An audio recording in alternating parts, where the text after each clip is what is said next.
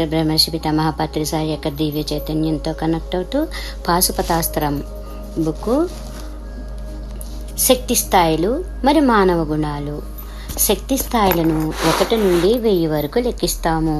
1 అంటే 10 1 అని అంటే, 2 అంటే 10, 3 అంటే 10 క్యూబ్ అని అంటే, 10 అంటే 10 10 అని అంటే 150 అంటే 10 150 అని అంటే 300, 10 300 అని గణిత శాస్త్రం పరంగా లెక్కిస్తామన్నమాట మనము.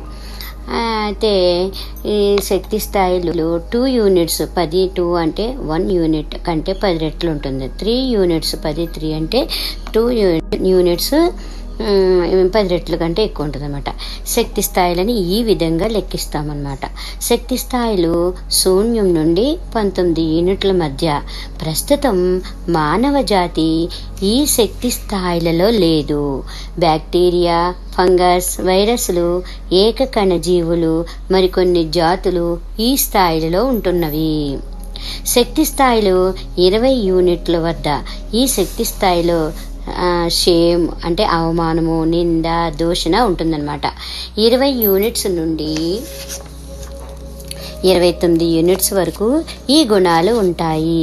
ఈ శక్తి స్థాయిలలోని మనుషులు అవమాన భారంతో తలదించుకోవడం, కొన్నిసార్లు కొంతమంది ఆత్మహత్యకు ప్రయత్నించడం, కొద్ది శాతం మంది ఆత్మహత్యకు పాల్పడడం, ఇతరులను అవమానించడం, నిందించడం వంటివి చేస్తూ ఉంటారన్నమాట. బాల్యంలో లేదా యవ్వనంలో వీరిపై లైంగిక వేధింపులు, లైంగిక దాడి వంటివి జరగటం వలనో, లేదా కొన్ని సంఘాలలో అంటరానితనం, కుల బహిష్కరణ వంటివి జరగడం వలనో వీరు అవమానంకు సంబంధించిన భావనలను, నిందలను కొన్ని సంవత్సరాల తరబడి లేదా జీవితకాలమంతా కలిగి ఉంటారు. వారికి మానసికంగా, వైద్య శాస్త్రపరంగా ట్రీట్మెంట్ ఇచ్చి సాధారణ స్థితిలోకి తీసుకురావాల్సి ఉంటుంది. లేకపోతే జీవితకాలమంతా అలాగే ఉండిపోతారు. దీని పర్యవసానంగా మానసిక రుగ్మతలకు, వెర్రి ఆలోచనలకు, పిచ్చితనంకు లోనవుతూ ఉంటారన్నమాట వీళ్ళు. వారు ఎన్నో మనోవైకల్యాలకు లోనవుతూ ఉంటారు లేదా క్రూర స్వభావం కలవారిగా తయారవుతారు. వారు జంతువులను తమ శత్రువులుగా భావించి క్రూరంగా హింసిస్తూ ఉంటారన్నమాట. జనంలో కలవడానికి సిగ్గు, లజ్జ, బిడియంలకు లోనవుతూ ఉంటారు. జనంలో తిరగటానికి అంతగా ఇష్టపడక దూరంగా దాక్కుంటూ ఉంటారు. లోపల మదన పడుతూ ఉంటారు. వెర్రి భ్రమలకు లోనవుతూ ఉంటారు. తమలో లేనివి ఊహించుకుని వెర్రి ఆలోచనలు చేస్తూ ఉంటారు. వారిని అలాగే వదిలేస్తే సమాజంలో తీవ్రమైన నేరస్తులుగా లేదా కరడగట్టిన హంతకులుగా తయారవడం లేదా పిచ్చి వాళ్ళైపోయి రోడ్లలో, వీధులలో తిరగడం చేస్తూ ఉంటారనమాట. వీరికి సరైన చికిత్స విధానం ఏదో విధంగా వీళ్ళని ధ్యానంలోకి దింపాలి. ధ్యానం లేదా కనీసం కళ్ళు మూసుకొని అలాగే కొన్ని నిమిషాలు అభ్యాసం చేయించాలన్నమాట వీళ్ళని. తర్వాత క్రమక్రమంగా వారిలో చైతన్య శక్తి వృద్ధి చెందడం ద్వారా మార్పు వచ్చే అవకాశం ఉంటుంది. రత్నాకరుడనే బోయవాడు ఆ తర్వాత వాల్మీకిగా, అంగుళీమానుడు ఆ తర్వాత బుద్ధత్వమును పొందినవాడుగా ఆ కోవలోకి వస్తారు. రైల్వే ప్లాట్ఫామ్ పైన, బస్టాండ్లో అనాథలుగా, భిక్షగాళ్ళుగా ఉన్న పిల్లలు ఈ కోవలోకే వస్తారు. వీరి శక్తి ఎలా ఉంటుందంటే 20 నుండి 29 ఉంటాయన్నమాట. వీరు పెరిగి పెద్దయిన తర్వాత సమాజంలో కరడుగట్టిన నేరస్తులుగాను కానీ, పిచ్చివాళ్ళుగా కానీ తయారవుతారు. అనాథ శరణాలయాలు, ప్రభుత్వ బృందాలు, స్వచ్ఛంద సేవా సంస్థలు వారిని చేరదీసి వారిలో మార్పు కలిగించడానికి సరైన చికిత్సా విధానాలు మరి ప్రోత్సాహకరమైన కార్యక్రమాలు చేపట్టవలసి ఉంది. శక్తి స్థాయిలు 30 యూనిట్ల నుండి 49 యూనిట్లు గలవారిలో గుణాలు. వారికి ఎక్కువగా పాపం చేశామనే భావనలు, తప్పు చేశామనే అపరాధ భావనలు ఎక్కువగా ఉంటాయి. పశ్చాత్తాపంతో కుమిలిపోవటం, తనను తాను నిందించుకోవటం, సెక్స్లో బాధింపడానికి ఇష్టపడడం, తాము పుట్టుకతో పాపులం అనే భావన కలిగి ఉండడం వంటి గుణాలు వారిలో ఎక్కువగా ఉంటాయి. ఇలాంటి భావనల వలన వారిలో చాలామంది ఆత్మహత్యలు చేసుకోవడం, మానసికంగా రోగాలకు లోను కావడం, యాక్సిడెంట్లో చనిపోవడం వంటివి జరుగుతూ ఉంటాయన్నమాట. వారికి ఉన్న ఫీలింగ్స్కు అనుగుణంగా బలి పశువులుగా అంటే నేరాలు, దొంగతనాలు వంటివి అలాగే ఇరుక్కుపోతూ ఉంటారన్నమాట వాళ్ళు. దురదృష్టవశాత్తు వారి అజ్ఞానం మూలంగా అన్ని మతాల వారిని పాపులుగా ఎంచడం జరుగుతుంది. అన్ని మతాల వాళ్ళు కూడా వాళ్ళని పాపులు అంటూ ఉంటారనమాట. ఈ శక్తి స్థాయిలలోని వారు పాపంనకు ప్రాయశ్చిత్తంగా తమను తాము కొరడా దెబ్బలు కొట్టుకోవడం అలాంటివి చేస్తూ ఉంటారనమాట. పాప ప్రాయశ్చిత్తంగా గ్రామ దేవతలకు, ఇతర దేవతలకు జంతువులను బలి ఇస్తూ ఉంటారు. ఇలాంటి వాళ్ళు జంతువులను బలి ఇస్తే వారికి పాపాల నుండి విముక్తి లభిస్తుందని భావిస్తారు. ఎవరైనా పాపం చేస్తే రాళ్లతో కొట్టడం, కొరడాలతో కొట్టడం, ఏదైనా గాయం చేస్తే శిక్షలు వేస్తే కానీ పాప పరిహారం అవదని వాళ్ళు భావిస్తూ ఉంటారన్నమాట. తీర్పు చెప్పకము అనే కాన్సెప్ట్ వారికి ఏమాత్రం అర్థమయ్యే పరిస్థితిలో ఉండదు. జడ్జి చేయొద్దు అని అంటారు కదా, అది ఏమాత్రం వాళ్ళకి అర్థం కాదనమాట. పాపాలు చేస్తే అమ్మోరు లేదా దేవుడు శిక్షిస్తాడని తీవ్రమైన అపరాధ భావనలో ఉంటారు. ఇండియాలో, ఆఫ్రికాలో గ్రామదేవతల సంతృప్తి కొరకు జంతు బలులు ఇవ్వడం మనం చూస్తూ ఉంటాం. క్రైస్తవ మతంలో పాపులను సాతాను ప్రతినిధులుగా పేర్కొనడం జరుగుతుంది. ఇస్లామిక్ దేశాలలో వ్యభిచారం, దొంగతనం వంటి వాటికి పాల్పడిన వారిని రాళ్లతో కొట్టి చంపడం వంటిది జరుగుతూ ఉంటాయి అన్నమాట. ఆయా దేశాలలో ఎక్కువ మంది ప్రజలు ఇంకా ఈ పాపభీతితో, అపరాధ భావంతో మగ్గిపోతూ ఉన్నారు. యోగ సాధన, ముఖ్యంగా ధ్యానం లేదా కొన్ని నిమిషాల పాటు కళ్ళు మూసుకుని కూర్చోవడం వంటివి చేయించి క్రమక్రమంగా వారిలో చైతన్య శక్తిని వృద్ధి చెందించడం ద్వారా వాళ్ళలో మార్పు అంటే పాజిటివ్గా తీసుకురావచ్చును. వారిని అలాగే వదిలేస్తే జీవితకాలం అంతా అలాగే పాపభీతితో, అపరాధ భావంతో ఉండిపోతారనమాట. వాళ్ళ చేత ధ్యాన అభ్యాసం చేయించుతూ ఉండాలి. యోగ సాధన మరి మానసిక వైద్య చికిత్సల ద్వారా వారిలో మార్పు తీసుకురావాల్సిన అవసరం ఉంది. తప్పు చేసిన వారిని రాళ్లతో కొట్టి శిక్షించాలి, పాపం చేసిన వారిని శిక్షించాలి అని భావించేవారు కూడా ఈ శక్తి స్థాయిలో ఉన్నవాళ్లే అన్నమాట. ఈ శక్తి స్థాయిలలోని మనుషుల వలన సమాజానికి చాలా చెడు జరుగుతూ ఉంటుంది. శక్తి స్థాయిలో 80 యూనిట్ల వద్ద మానవ గుణాలు ఎలా ఉంటాయో తెలుసుకుందాం. 50 యూనిట్లు శక్తి స్థాయి గల మనుషులు నిరాశ, నిస్పృహలతో ఉంటూ ఉంటారు. తిన్నామా, పడుకున్నామా, తెల్లారిందా అనే విధంగా ఉంటారనమాట. 50 యూనిట్స్ నుండి క్రమక్రమంగా 74 యూనిట్స్ చేరే వరకు ఈ గుణాలు క్రమక్రమంగా తగ్గుతూ వస్తాయని అర్థం చేసుకోవాలి. చాలా ఉదాసీనంగా, నిరాసక్తంగా జీవించేస్తూ ఉంటారు వాళ్ళు. ఈ శక్తి స్థాయిలలో ఎక్కువ శాతం మంది పేదరికాన్ని అనుభవిస్తూ ఉంటారు. ప్రపంచం మరి భవిష్యత్తు వారికి అంధకారంగా, అగమ్యగోచరంగా అనిపిస్తూ ఉంటుందన్నమాట. వారిలో చాలామందికి కూడు, గుడ్డ, నివాసం అనేది చాలా కష్టంగా ఉంటుంది. నివాసానికి సరి అయిన ఇల్లు కూడా ఉండదు. సరి అయిన తిండి లేక, సరి అయిన వసతి లేక వాళ్ళు అవస్థపడుతూ ఉంటారు. వృద్ధులైతే వారిని పట్టించుకోక, ఇంట్లో ఆదరణ లేక, వారిని అనాథలుగా, ఆశ్రయం లేక వారి సంతానం చేత వదిలివేయబడి ఉంటారు. బిచ్చగాళ్ళలా రోడ్ల వెంబడి మరి వృక్షాల కింద టెంట్లు కూడా రోలు వేసుకుని వాళ్ళు జీవించేవారు ఈ కోవలోకే వస్తారనమాట. జీవించటానికి ఈ ప్రపంచంలో సమృద్ధికరమైన అవకాశాలు ఉన్నప్పటికీ వారికి ఈ ప్రపంచంలో బ్రతకడానికి అవకాశాలే లేవు అనే విధంగా ఫీలింగ్స్ ఉంటాయన్నమాట వాళ్ళకి. వారిలో చాలా శాతం మంది చేయూత ఇవ్వకపోతే మనం హెల్ప్ చేయలేదనుకోండి, ఆత్మహత్యలు చేసుకుంటూ ఉంటారు. ఆ శక్తి స్థాయిలలో వారు ఆ భావనలు కలిగే ఉంటారు, ఆ గుణాల్లోనే ఉంటారు. అది వారి తప్పు కాదు. వారికి ధ్యాన సాధన, అంతర్ముఖులయ్యే విధంగా మానసిక చికిత్స అందించినట్లయితే వారి శక్తి స్థాయిలు వృద్ధి చెంది మానసికంగా ఎదుగుదలను పొందే అవకాశం ఉంది. ప్రపంచంలో అపారమైన సంపద ఉన్నప్పటికీ ఈ శక్తి స్థాయిలలోని వారికి ఎక్కడ చూసినా ఈ ప్రపంచంలో నిరాశ, నిస్పృహలే కనిపిస్తాయి. ఇలాంటి వారు కలకత్తా రోడ్ల మీద ఎక్కువగా కనిపిస్తూ ఉంటారు. వారిని చూసి మదర్ తెరీసా చలించిపోయింది. గ్రామీణ ప్రాంతాలలో వారి శాతం తక్కువ, కానీ భారతదేశంలోని పట్టణాలు మరి నగరాలలో వారి శాతం ఎక్కువగానే ఉంటుంది. ఇది చాలా బాధాకరమైన విషయం. ఆసియా, ఆఫ్రికా దేశాలలో ఈ ఇబ్బందికర పరిస్థితులు మనల్ని కలిచివేస్తూ ఉంటాయి. భౌతికంగా ఎంతటి సహాయ సహకారాలు అందించినా వారి జీవితాలలో గణనీయమైన మార్పు రాదు. ఎంచేతంటే ప్రపంచంలోని సంపదనంతా వారికి పంచిపెట్టిన వారి గుణాలు, ఫీలింగ్స్ వలన వారి జీవితాలలో మార్పు రాదు. ఆధ్యాత్మిక శక్తి ఒక్కటే, ధ్యానం, ఇతరత్ర పద్ధతులు వారి జీవితాలలో మార్పు తీసుకురాగలదు. శక్తి స్థాయిలు వృద్ధి చెందకుండా ఎంత సహాయం భౌతికంగా చేసిన వారు మార్పు చెందరు. మానవ సేవయే మాధవ సేవ అనేది కొంతవరకు కరెక్టే, కానీ ఈ భూమి మీద అత్యుత్తమమైన సేవ ఆధ్యాత్మిక సేవ మాత్రమే. మనం ఆధ్యాత్మికంగా సేవ అంటే ధ్యాన ప్రచారం, స్వాధ్యాయం, సజ్జన సాంగత్యం ద్వారా నెగిటివ్ ఎనర్జీని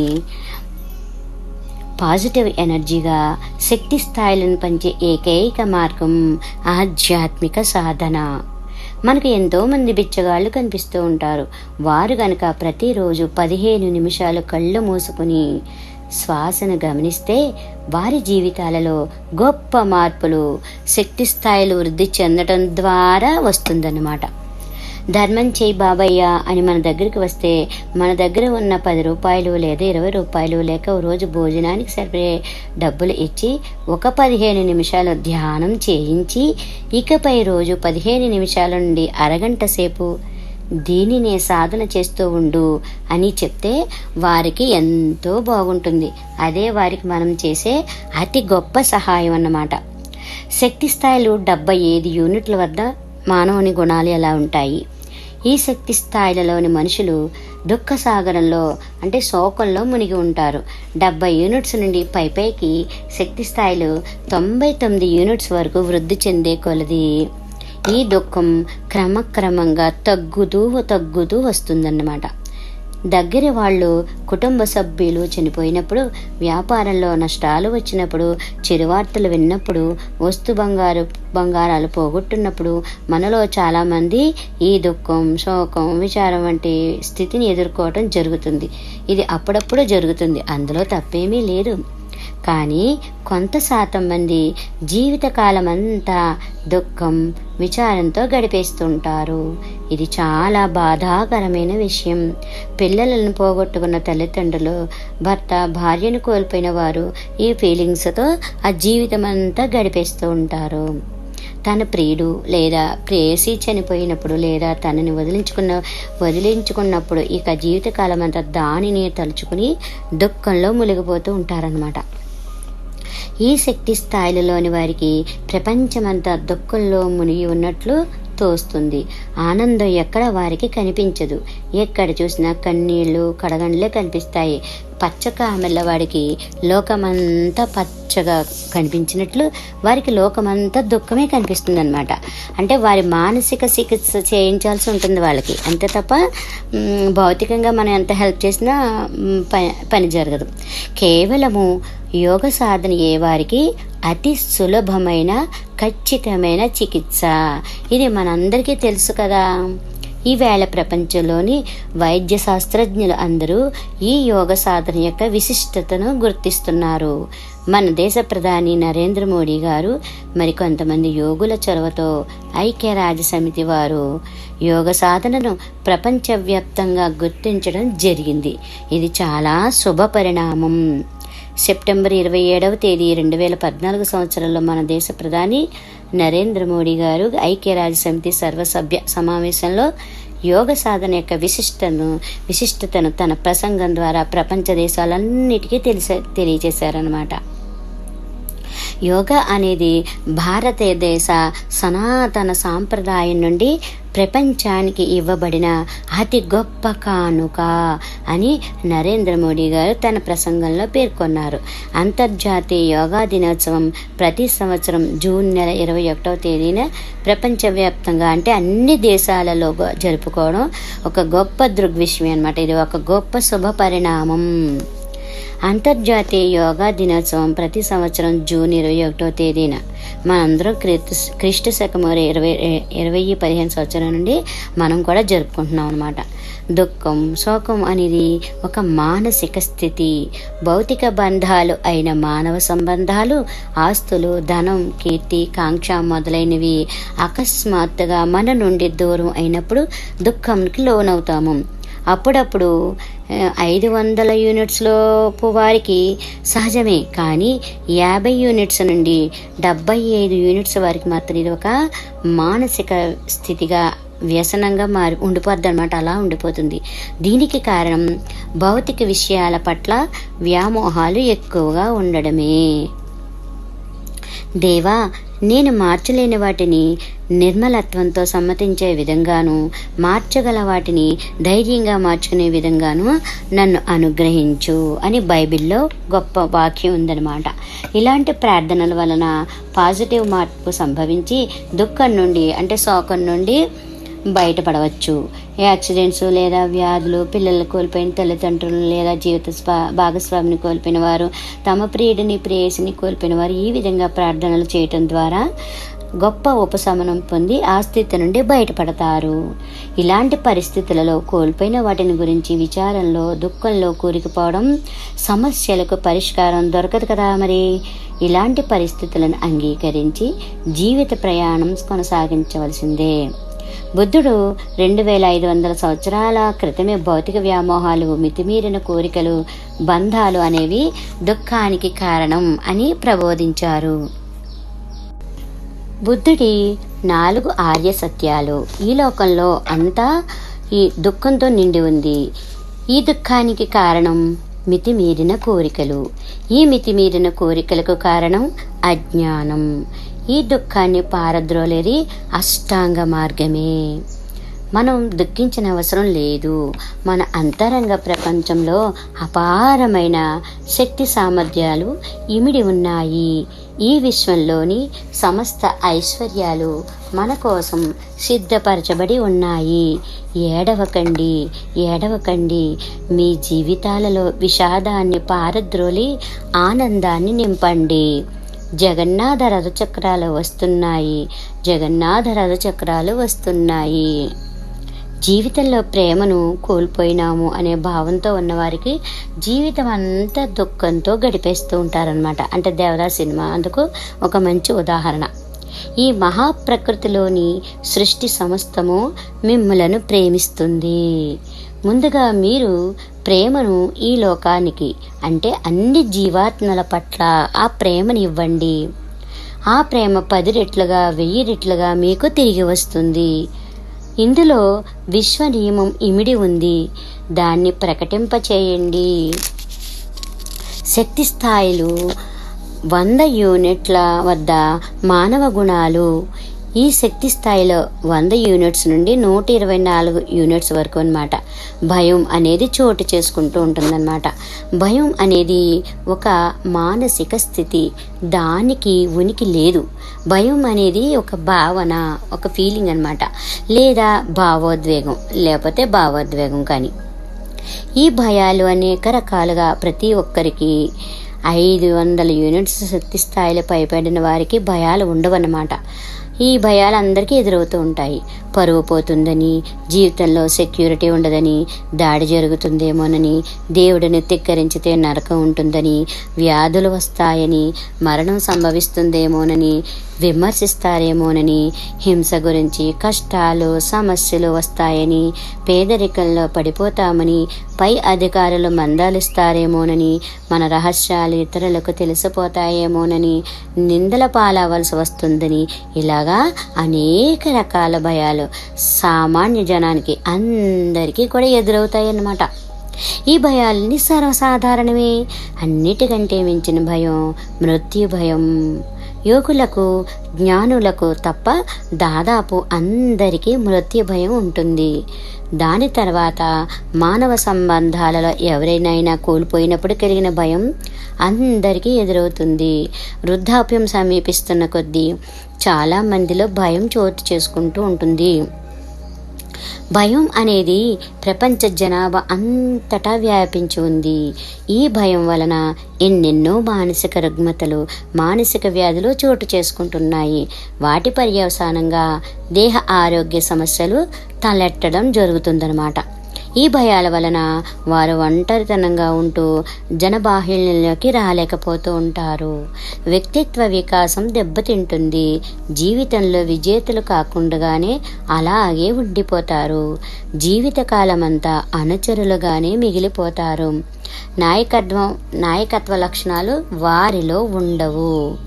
భయపడకము, నేను అంతరంగ ప్రపంచం, బాహ్య పదార్థం ఎప్పటికీ శాశ్వతంగా నీలోనే ఉంటాను అని బైబిల్ చెప్తుంది. మన అంతరంగ ప్రపంచంలో అనంతమైన శక్తి సామర్థ్యాలు ఉన్నాయి. భయం ఎందుకు? రాముడొక్కడుండా, దైవ పదార్థము దిగులేల మనకు అని శ్రీరామదాసు చెప్తున్నారు. యోగ సాధనతో, ఆధ్యాత్మిక శక్తితో ఈ భయాలను ఖచ్చితంగా జయించవచ్చు. ఈ ప్రపంచపు చైతన్య శక్తిలో ఒకే రకం పక్షులు ఒక గూటికి చేరినట్లు మనం భయాలను కలిగి ఉన్నట్లయితే భయాలకు సంబంధించిన జీవితానుభవాలను ఆకర్షించటం జరుగుతుంది.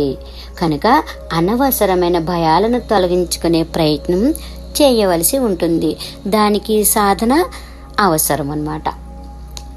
అనాది కాలం నుండే ప్రతి యోగి, ప్రతి ఋషి మీ లోపల అంటే అంతరంగంలో శోధించండి, సత్యం అక్కడే కనుగొనబడుతుంది అని మనకి ప్రబోధిస్తూనే ఉన్నారు.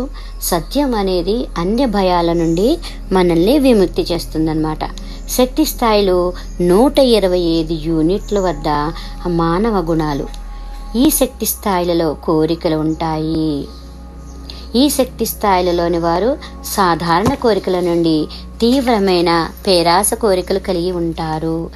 పేరాస కోరికల పట్ల మనోవ్యాకులత, అసూయ, ఓర్వలేనితనం, మాత్సర్యం, లోభం, కడుపు మంట, ఒక కోరిక కోసమే పట్టుకుని వేలాడడం, స్వార్థ చింతన, పొందిన వాటిని పట్ల సంతృప్తి లేకపోవడం, అంటే ధనం, సంపద, ఆస్తులను దాచిపెట్టుకోవడం లేదా ప్రోగు పెట్టుకోవడం, తన స్వాధీనంలోనే ఉండాలని ఆశించడం, ఫలానా కోరిక నెరవేరాలని మొండికేయడం, ఒక కోరికను పెట్టుకొని వెర్రి ఆశలతో ఎగబడడం, గొప్పలకు పోవడం, కామం, ఆడంబరాలకు ఎగబడడం, సంపాదన పట్ల ఎక్కువగా ఆరాటపడడం, ఫలానా ఆస్తులు, సంపద, వ్యక్తులు, విషయాలు అన్నీ కూడా తమ అధీనంలోనే ఉండాలని ఆరాటపడడం మొదలైన కోరికలు వాంఛల క్రిందకే వస్తాయన్నమాట. ఇవన్నీ బుద్ధుడి 4 ఆర్య సత్యాలను ఇంతకుముందే చెప్పుకున్నాం కదా మనం. మితిమీరిన కోరికలు దుఃఖానికి కారణం. ఫలానా కోరికను సాధించాలి అని గింజుకోవడం, పొందిన వాటి పట్ల సంతృప్తి లేకపోవడం, ఇంకా కావాలి, ఇంకా కావాలి, ఇంకా కావాలి అని వెంపర్లాడడం వంటివి దుఃఖానికి హేతువులు. ఆధ్యాత్మిక జ్ఞానం లేకపోవడం వల్లనే ఇలాంటి మితిమీరిన కోరికలు, వాంఛలు కలుగుతూ ఉంటాయన్నమాట. తత్ఫలితంగా దుఃఖాన్ని, దైన్య పరిస్థితులను పొందుతూ ఉంటాం. ఫలితాలను ఆశించి చేసే కర్మలన్నీ కూడా దుఃఖానికి దారితీస్తాయి. కోరికలు ఉండడం తప్పు కాదు, కానీ ఫలితాలు ఇలానే ఉండాలని, ఈ విధంగానే లాభాలు ఉండాలని, ఖచ్చితంగా సాధించి తీరాలని, పొందిన ఫలితం అసంతృప్తిగా ఉందని మొదలైన భావనలు, నమ్మకాలు కలిగి ఉండడం వల్ల సమస్యలు, దుఃఖమునకు కారణమవుతున్నాయి. ఈ ఆధునిక కాలంలో టీవీ, సినిమాలు మనుషులలో క్రొత్త కోరికలను ప్రేరేపిస్తున్నాయి. టీవీ, సినిమాలలో అడ్వర్టైజ్మెంట్లను చూసి సౌందర్యం పట్ల, విలువైన వస్తువుల పట్ల, అవసరం లేని వాటి పట్ల మోజు పడుతున్నారు. తాహతకు మించి వాటిని కొనాలి, పొందాలని ఎగబడుతున్నారు.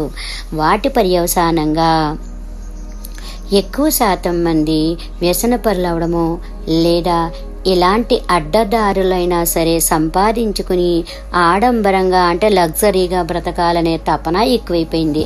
దాని వలన ధర్మం దారి తప్పుతూ ఉందన్నమాట.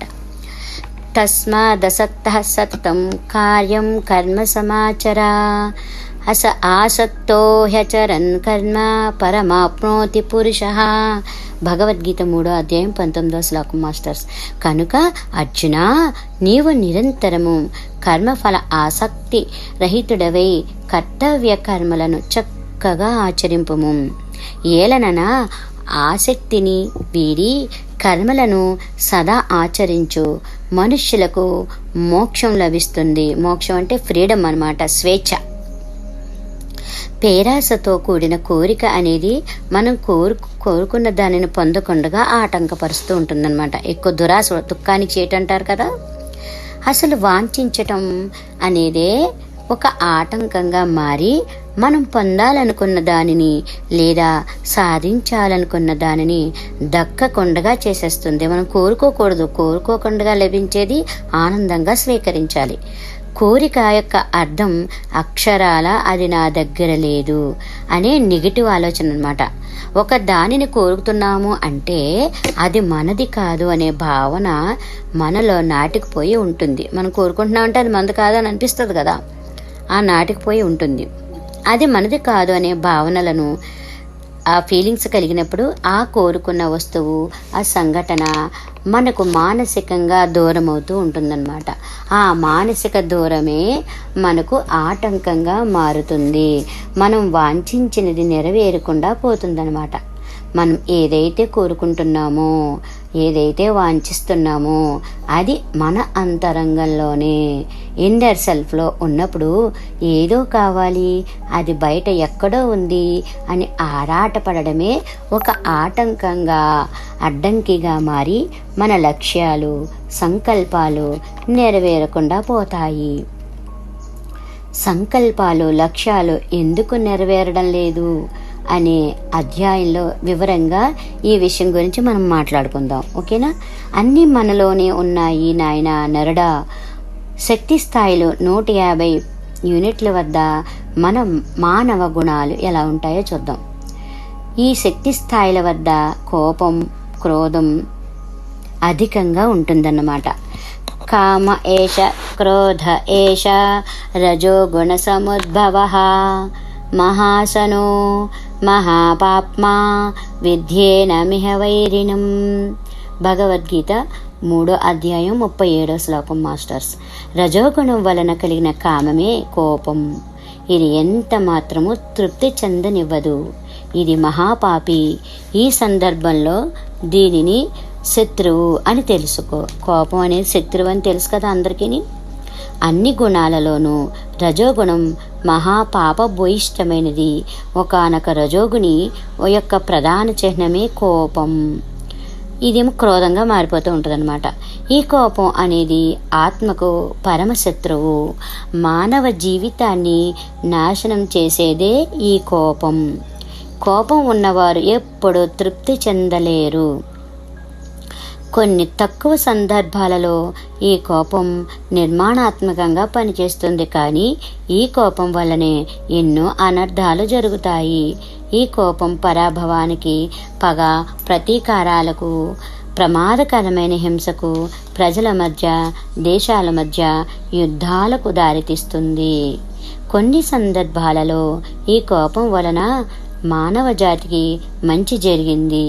చారిత్రకంగా చూస్తే ప్రజలకు అణిచివేత, నిరంకుశ పాలన, అసమానత, అరాచకం, తీవ్రమైన అవినీతి, బానిసత్వం వంటివి ఎదురైనప్పుడు ఉద్యమాలు, విప్లవాలు సంభవిస్తున్నాయి. దీనికి కారణం ఏంటంటే కోపం అన్నమాట.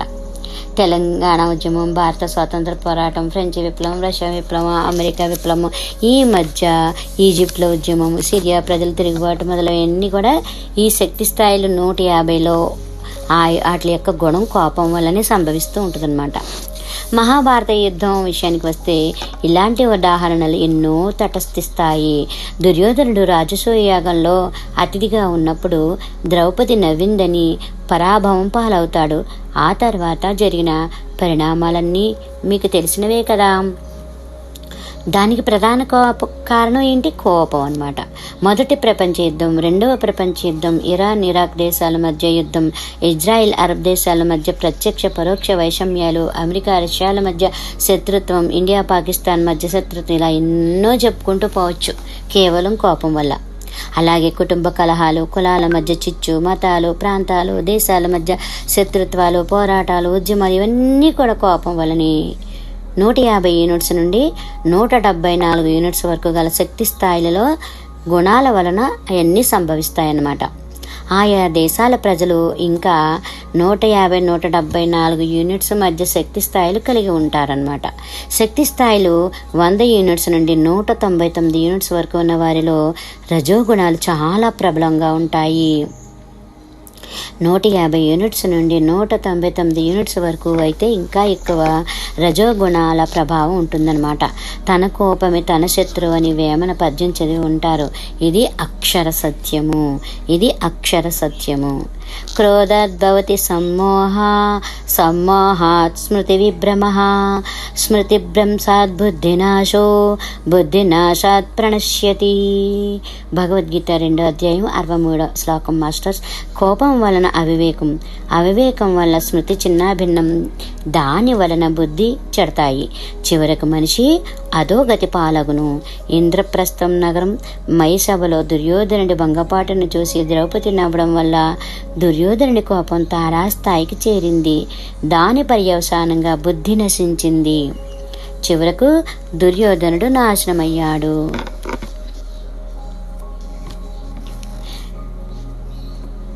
కోపం దానిని కలిగి ఉన్నవాడిని దహించి వేస్తుంది. ఎవరికైతే కోపం ఉందో ఆ కోపం కలిగిన వాళ్ళు ముందు దహించి వేస్తుంది అనమాట. అతని శత్రువుకు ఏమీ కాదు. ఎవరి మీద అయితే మన కోపం ఉందో మనమే పాడైపోతాం. కోపం అనేది ఒక ఎమోషన్ కనుక ఇది దేహాన్ని ప్రభావితం చేసి అనేక రకాల వ్యాధులకు కారణమవుతుంది. ఈవేళ మనం చూస్తున్న రక్తపోటు, మధుమేహం, గుండె జబ్బులు, క్యాన్సర్ మొదలగు వాటికి ప్రధాన కారణాలలో కోపం అనేది ఒకటి. అంతేకాకుండా ఎన్నో రకాల శారీరక సమస్యలకు, మానసిక రుగ్మతలకు ఈ కోపం ఒక కారణం అవుతుంది. శ్వాస అభ్యాసాలు, ధ్యానం, ప్రాణాయామం మొదలైనవి సాధన చేయటం ద్వారా చైతన్య శక్తి స్థాయిలు వృద్ధి చెందడం వల్ల ఈ కోపం అనే ఎమోషన్ను అదుపులో ఉంచుకోవచ్చు. గుణాలు వృద్ధి చెందడం ద్వారా ఈ ఎమోషన్ ఆటోమేటిక్గా కనుమరుగవుతుంది. ఆధ్యాత్మిక శక్తి వృద్ధి చెందడం ద్వారా ఈ స్థితి నుండి బయటపడే అవకాశాలు మెండుగా ఉన్నాయి.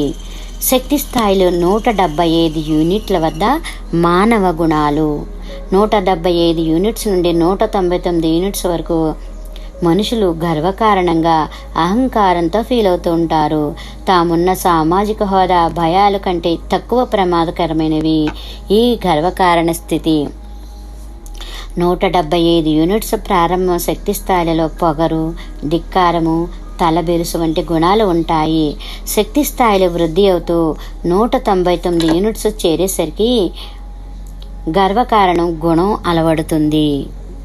175, 195, 99 యూనిట్స్ మధ్య ఆత్మగౌరవం, మాట పట్టింపులు, మా జాతి గొప్పది, మా ప్రాంతం గొప్పది, మా ఆంధ్ర గొప్పది, మా తెలంగాణ గొప్పది, మా ఇండియా గొప్పది, మా పాకిస్తాన్ గొప్పది అని మొదలైన ఎమోషన్స్ కలిగి ఉంటారు.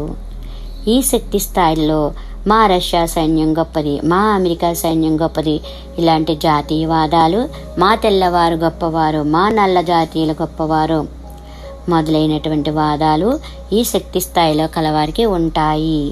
మానవ ప్రాణశక్తిని తనలో ఉంచుకొని నిర్మలత్వంతో గొప్పగా విరాజిల్లుతున్న మన అంతరంగ ప్రపంచంతో కనుక ఒక్కసారి అనుసంధానించబడినప్పుడు గర్వంను కలిగి ఉండాలన్న అవసరం ఎంత మాత్రము ఉండదు.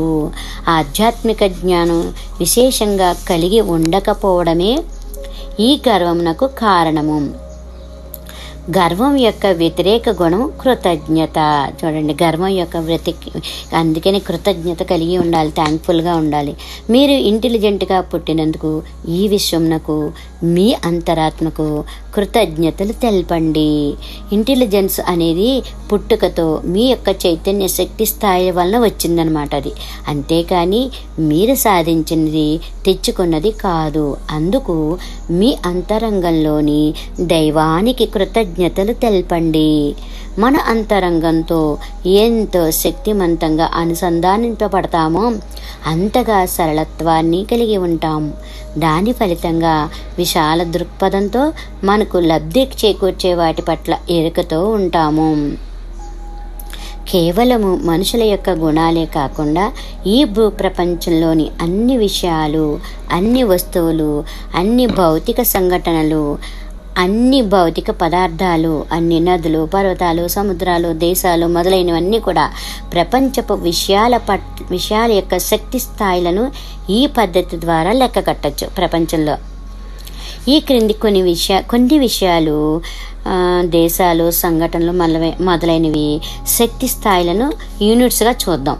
ఓకే, గర్భస్రావం అనేది 60 యూనిట్స్ అప్పుడు మనం అలాంటి మైండ్ సెట్తో ఉంటాం. రాస్తా రోకో, రైలు రోకో మొదలైనవి 80 యూనిట్స్గా ఉన్నప్పుడు మన శక్తి స్థాయి. రత్నాచల్ ఎక్స్ప్రెస్ను తగులుపెట్టడం అంటే 35 యూనిట్లు ఉన్నప్పుడు చేసిన పని అనమాట. అది వరంగల్లో జరిగిన యాసిడ్ దాడి 15 యూనిట్లు, చిన్న పిల్లల దాడి 35 యూనిట్లు. అంటే ఇవన్నీ కూడా చాలా తక్కువ యూనిట్లో ఉన్నప్పుడు ఇలాంటి అక్కర్లేని పనులు ఇవన్నీ చేస్తూ ఉంటాం అన్నమాట. ఓకే.